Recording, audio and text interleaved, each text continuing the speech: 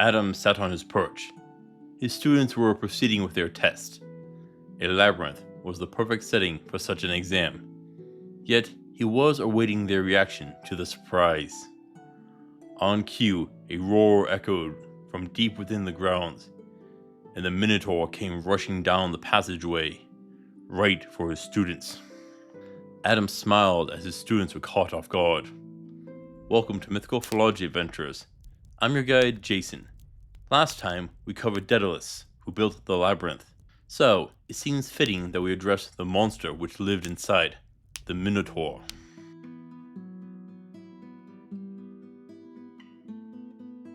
The story of this monster comes from ancient Greece. King Minos, king of Crete, was blessed with a snow-white bull, a blessing from Poseidon. But as was the way with gods, he was to sacrifice the bull back to Poseidon. But King Minos didn't. And the Greek gods can be rather vindictive. Poseidon convinced Aphrodite to aid him, and she made King Minos' wife, Pasiphae, fall in love with the bull. She speaks with Daedalus, who creates a hollow wooden cow covered in hide for her to hide in. Pushing it into the field, she waited for the bull to come. The end result was her becoming pregnant with the Minotaur. And she would name him Asterion or Asterius, depending on the source. What, you thought his name was Minotaur? Now, this might surprise you, but there are actually two different descriptions of what the Minotaur looked like. The more common is that of a human-like body, but the head and tail of a bull.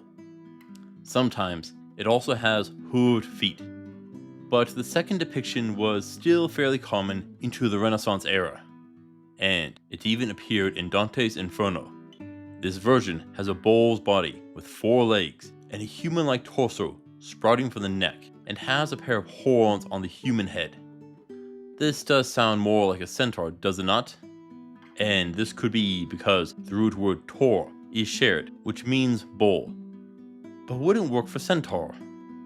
Ancient languages can get confusing with translations, and the Mino being from Minos. Now, this isn't the only mythical creature whose appearance has changed. Medusa was originally just really ugly with wings, the snake hair added later, and the snake tail even later, and lost the wings. King Minos was mortified and sought the advice of the oracles, who instructed him to turn to Daedalus to construct a prison for the monster child.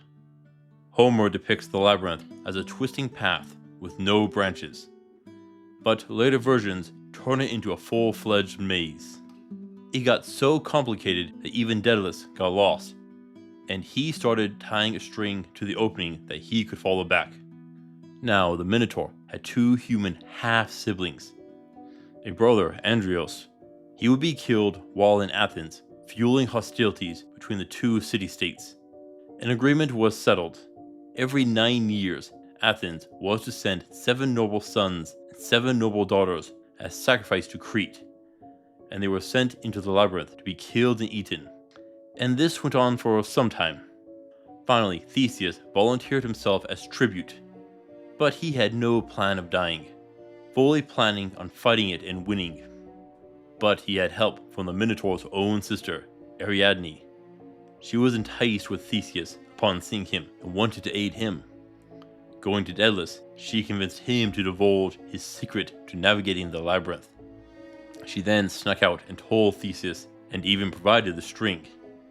He would then delve into the labyrinth before the others. Guided by a torch and straining his ears, he hunted and slew the monster. Theseus would flee Crete with Ariadne, but he would leave her soon so that Dionysus could take her as his bride. Daedalus and his son Icarus would be imprisoned in the labyrinth, and Theseus would go on to become a legend. But what can we figure out about poor Asterion? Well, he probably wasn't in good health. If he had the bowl-like head, the teeth would be a poor choice for eating meat. But it is more likely that his diet was being supplemented. I mean, it is only 14 people every 9 years? That isn't anywhere near enough food to last that long. Though his mental state probably was struggling. Ostracized by his family, imprisoned, even his own sister worked against him. It is hard to say how long he lived in the labyrinth, but if sent in as a child, it would create issues. While there are plenty of examples of children living in the woods on their own, they will steal and find food on their own. This one was being fed regularly, it seems, but without human interactions, there was a low chance of it being able to speak. Of course, we don't know if his mental condition was working properly. There isn't much on Astarion's conversations or relation with his mother and siblings. This is a hybrid between two species, and under normal circumstances, completely impossible. Aphrodite or Poseidon must have had some interaction to cause the pregnancy. Overall, his biology is pretty basic with the bipedal variant. The horns are made of hair just like nails. The tail only requires reworking the coccyx bone. If you go with a four-legged variant, it would conceptually be the same as a centaur.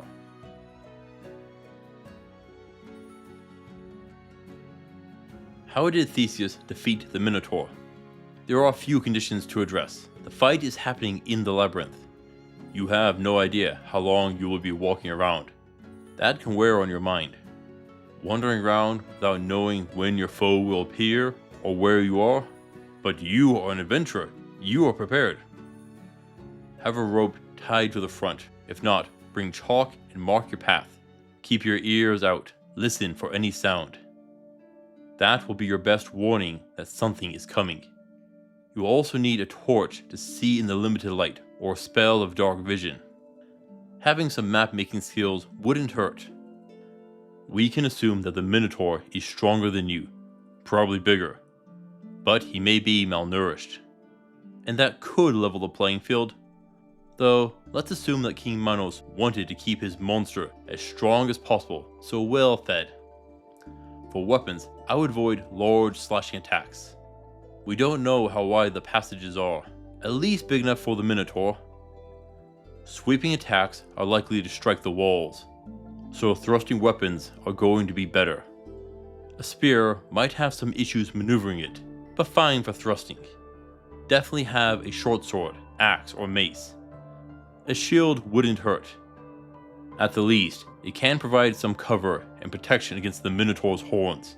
Plate armor is going to be your best protection though. There is a chance that the horns could burst through the chainmail links, and Gambeson won't stop the force. It is possible that he will have a weapon of his own, depending on how much King Minos trusted the Minotaur. But what about range attacks?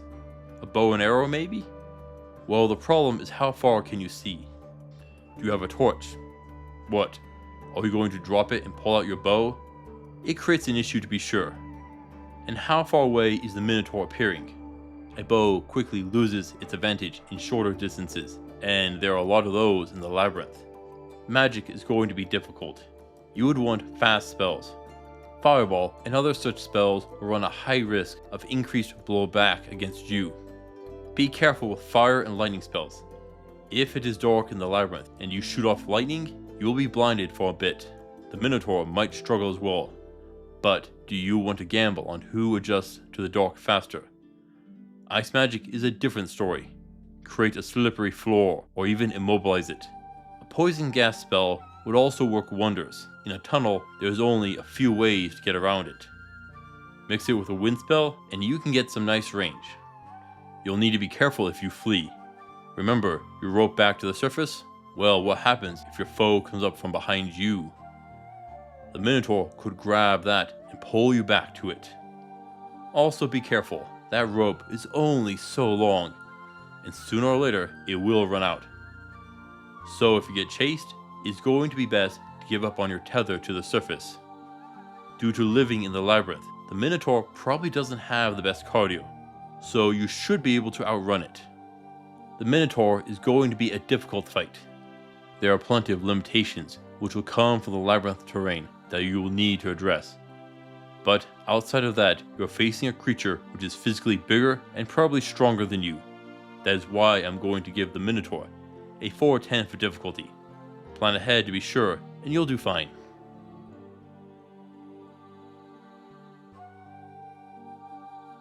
If you slay the Minotaur, you could harvest it. The meat should be a mixture of human and beef. I'll let you argue the morals of it. The hide can be tanned. But could Minos have turned this monster into his greatest soldier? The first issue is what was Astarion's mind. Could he have had human intelligence? Not even full human intelligence would be necessary. That of a dog would work with patience and lots of training. As an ally, well, this is his own variant of Goliath. Wouldn't you agree? Could you imagine marching towards an army and they have this massive creature at the head, probably wielding an axe or a spear, decked out in full armor? Let him give off one massive roar, and I bet more than a few soldiers would be willing to surrender. Of course, it is possible that King Minos would want more of these soldiers and may allow his wife to continue her affair with the bull. But there is a higher chance that he was so mortified and shamed by the creature that he wanted to kill or hide it. The only reason he didn't kill it was because of what the oracles had told him.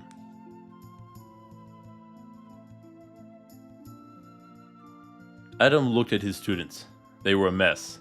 Caught off guard by Adam's guest, the Minotaur sat in the corner as Adam berated them and pounded the lessons back into their head. Apparently, all their training had fallen out when they got scared. "Thank you, Astarion," Adam bowed as he passed his friend a bottle. It had been a while since they last spoke. A good lesson for his novice students. Astarion the Minotaur actually is a pretty sad story when you think about it. Rejected by his family, thrown into the labyrinth alone, and that has helped make him a classic foe of mythology. Thank you for watching, adventurers. Please return next time for Pandora's Box. Until then, I'll see you on the road.